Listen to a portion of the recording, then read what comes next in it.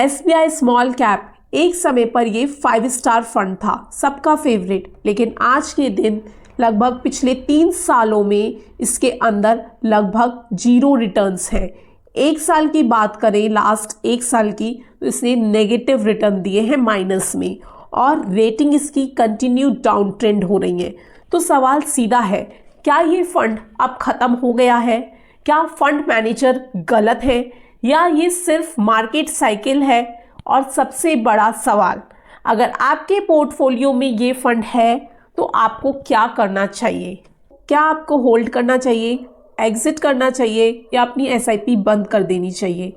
आज आपको पूरी क्लैरिटी से बताऊंगी, डेटा के साथ, लॉजिक के साथ। फ्रेंड्स, मेरी पिछली वीडियो में मैंने SIP करने का सही तरीका बताया था, तो उस वीडियो के कमेंट सेक्शन में हमारे व्यूअर्स ने हमसे क्वेश्चन पूछा था कि मैम आप SBI स्मॉल कैप फंड का रिव्यू करके दो, उसका डिटेल्ड वीडियो बनाओ। उनको 3 साल हो गए हैं इस फंड में इन्वेस्ट किए हुए और उनका रिटर्न नहीं आ रहा है, तो वो पूछ रहे थे कि मैम एग्जिट कर दें क्या? तो ये वीडियो उन्हीं के सवालों का जवाब है। सबसे पहले इस फंड की करंट रियलिटी देख लेते हैं, यानी कि सच्चाई देख लेते हैं, जो हो सकता है आप लोगों को थोड़ी कड़वी लगे। मैंने खुद ने इस फंड में 2010 में 2000 की SIP शुरू की थी। मैं खुद इस फंड में इन्वेस्टेड हूँ, ये मैं डिस्क्लेमर दे रही हूँ। ये फंड मेरी कोई फाइनेंशियल एडवाइस नहीं है, मैं आपको सिर्फ इस फंड का ऑनेस्ट रिव्यू दूंगी। लेकिन आज की तारीख में इस फंड की क्या स्थिति है उसे देखो। पिछले एक साल में इसने -6% टू -7% रिटर्न दिया है, यानी कि रिटर्न गए नेगेटिव में। 3 साल की बात करें, लास्ट 3 साल, तो उसमें इसका रिटर्न आप फ्लैट मान सकते हो या फिर ज़्यादा से ज़्यादा 1% मान सकते हो। बहुत सारे एक्सपर्ट्स और बहुत सारे एनालिस्ट इसे अलग अलग प्लेटफॉर्म पे डाउनग्रेड कर रहे हैं, डाउन रेटिंग दे रहे हैं। और हमें सबको पता है कि small cap funds highly volatile रहते हैं, ये हम लोग जानते हैं। लेकिन 3 साल तक जब आप देख रहे हैं कि आपको कोई रिटर्न नहीं आ रहा है, तो पेशेंस रखना आसान नहीं होता। हमें एक बार रिव्यू तो करना चाहिए। अब डिस्कस करते हैं डाउनफॉल क्यों आया, क्या रियल रीजंस थे डाउनफॉल के, असली कारणों को समझते हैं। तो पहला आया FIIs के कारण, फॉरेन इंस्टीट्यूशनल इन्वेस्टर। इनका जब शिफ्ट हो गया small cap to large cap, तो ये सबसे बड़ा कारण था इस फंड के डाउन परफॉर्मेंस का। देखो, FIIs क्या कर रहे हैं, वो स्मॉल कैप को छोड़ रहे हैं, उसमें से पैसे को निकाल रहे हैं और लार्ज कैप में पैसे को डाल रहे हैं जहां पर स्टेबिलिटी है। क्योंकि आजकल ग्लोबल मार्केट में क्या हो रहा है, पूरी तरीके से अनसर्टेनिटी है। ट्रम्प का टैरिफ मामला, US इंडिया की डील, और डॉलर मजबूत है और रुपीस डाउन है, वो लगातार रुपया कमजोर होता जा रहा है। तो जब तक हमें US से पूरी तरीके से क्लैरिटी नहीं मिलेगी, मार्केट एग्रेसिवली रैली नहीं करेगा।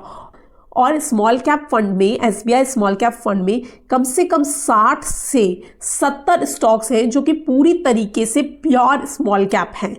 तो जब FIIs यहाँ से पैसा निकालेंगे तो असर सबसे ज़्यादा इस तरीके के फंड में आएगा, स्मॉल कैप फंड में आएगा। दूसरा कारण है वैल्यूएशन, जो कि थोड़ा सा एक्सपेंसिव हो गया है, महंगा हो गया है। इसका हम देखेंगे PE रेशो से।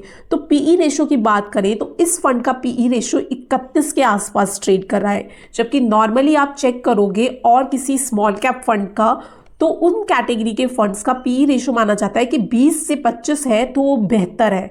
तो मतलब यहाँ पर वैल्यूएशन थोड़े स्ट्रेच्ड नजर आ रहे हैं। ये फंड थोड़ा सा अभी भी हम कह सकते हैं ओवर वैल्यूड की श्रेणी में आता है। तीसरा रीजन है सेक्टर एक्सपोजर। जिन सेक्टर्स के अंदर इस फंड का एक्सपोजर है वो सेक्टर भी प्रेशर में है।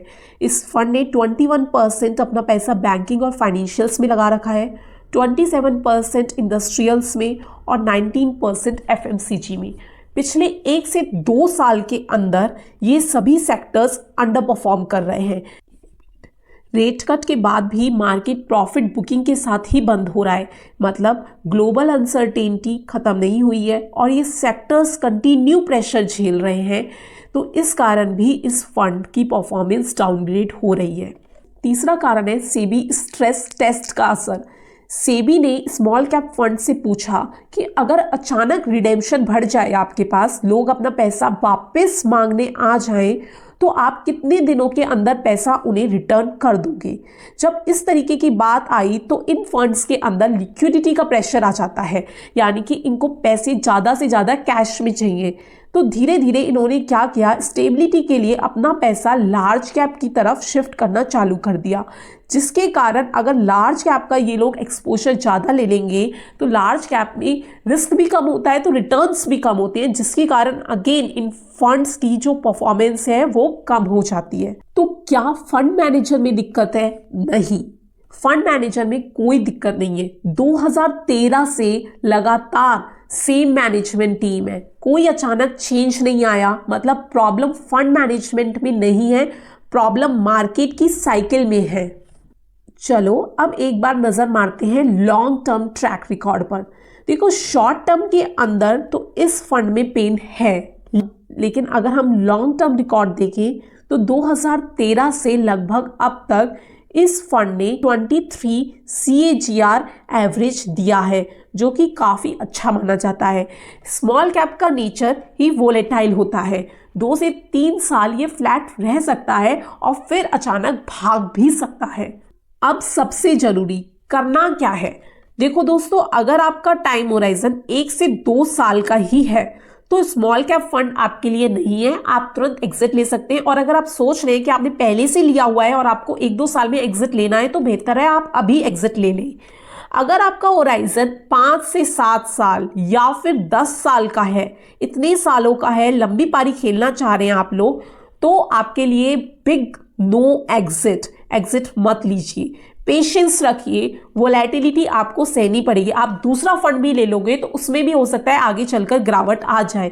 ये फंड का साइकिल ही है, वो कभी अच्छा परफॉर्म करेगा, फिर फ्लैट रहेगा, फिर ऊपर जाएगा, नीचे भी आ सकता है। तो स्मॉल कैप फंड में वोलेटिलिटी रहती है।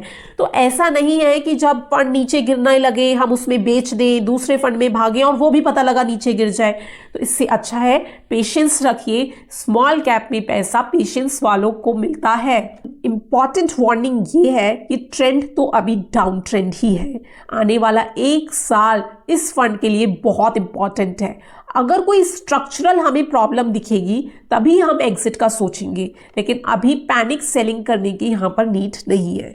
फाइनली इस फंड की जो डाउन ट्रेंड है, डाउन परफॉर्मेंस है, उसका रीजन है ग्लोबल अनसर्टेनिटी, FIIs का shift from small cap to large cap, या फिर वो मार्केट से ही एग्जिट कर रहे हैं।